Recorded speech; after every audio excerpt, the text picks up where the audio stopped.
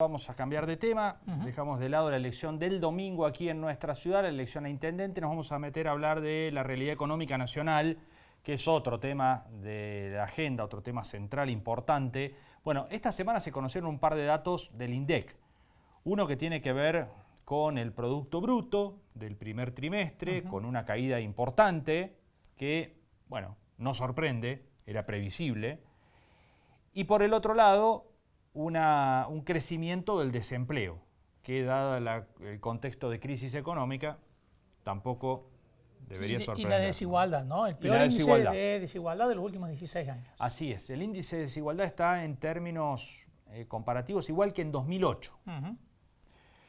Por lo cual, 16 años atrás hay que ir a buscar un valor similar. Bueno, vamos a hablar de estos temas. Tenemos en línea ya con nosotros a Laura Caullo, es economista de la Fundación Mediterránea, alguien que habitualmente explora todos estos datos, así que bueno, vamos a charlar con ella sobre esto. Laura, ¿cómo va?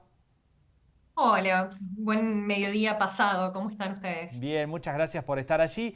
Bueno, vamos por el tema desempleo.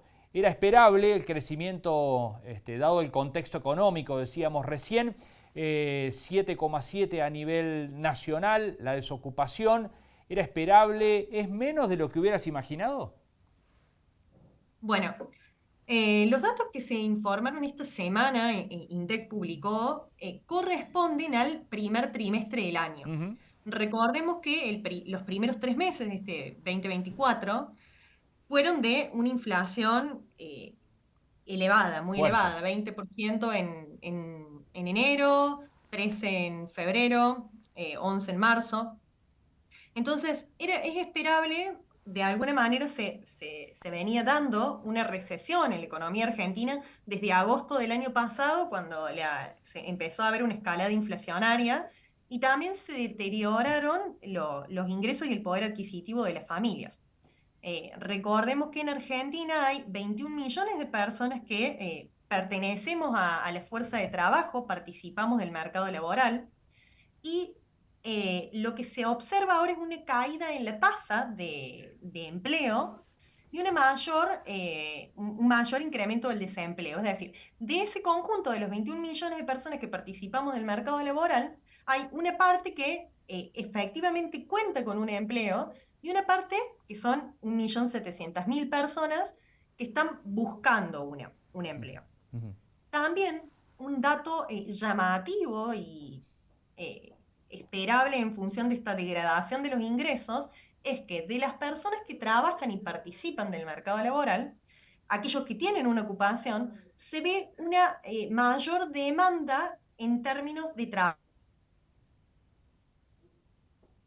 Son ocupados demandantes, es decir, quieren trabajar más horas para compensar de alguna manera la falta de ingresos que erosiona la inflación.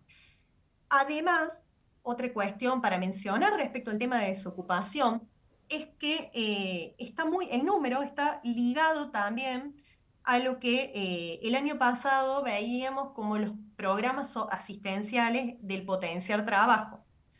Había muchos beneficiarios de este programa, de los cuales todos aparecían como ocupados, porque tenían un trabajo, eran monotributistas sociales.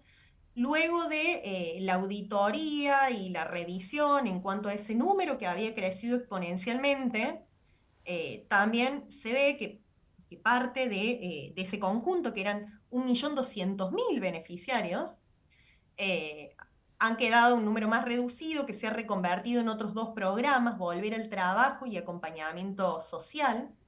Pero también ese porcentaje de gente aparece reflejada aquí en la tasa de desocupación. Claro.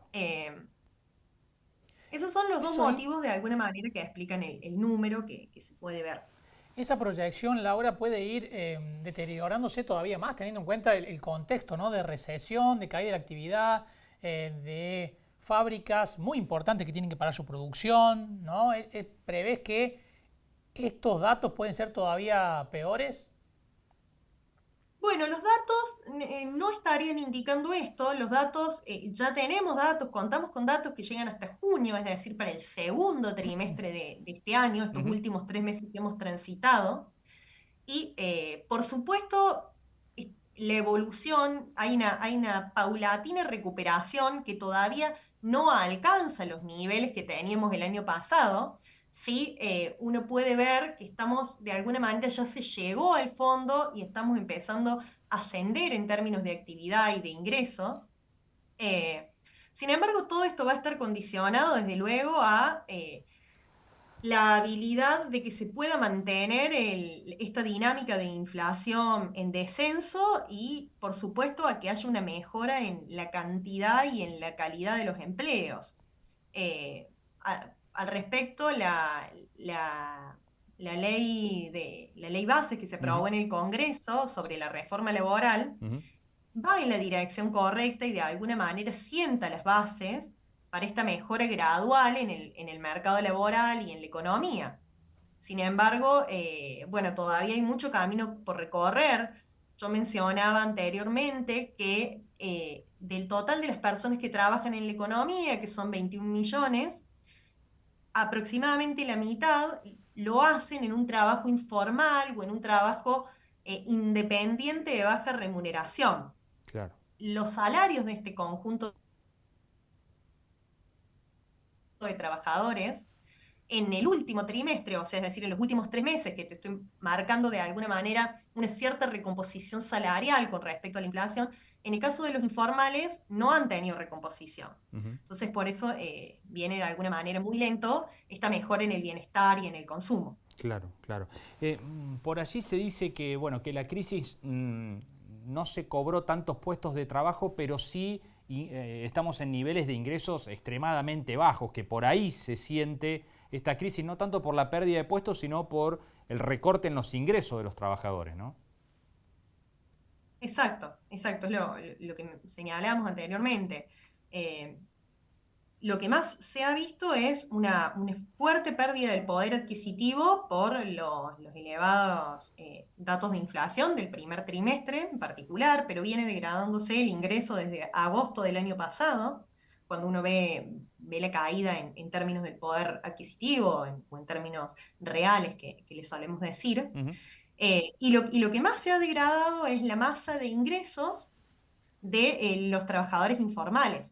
Y Claro. esto asociado a lo que vos comentabas al comienzo, con que también esta semana se difundió en INDEC el dato de la desigualdad de la distribución del ingreso, donde se ha visto un mayor aumento de la desigualdad, está asociado a esta realidad que comentamos, que hay una degradación de los ingresos informales, mayor desigualdad, lo cual es posible suponer que en esta primera mitad del año, cuando sepamos el dato, recién en septiembre, vamos a ver un aumento importante de la tasa de pobreza.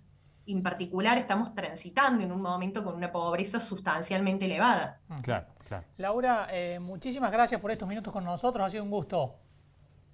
No, gracias a ustedes. Hasta la próxima. Hasta la próxima. Muy Un amable. saludo, hasta la próxima. Bueno, ahí estaba Laura Caullo, economista de la Fundación Mediterránea.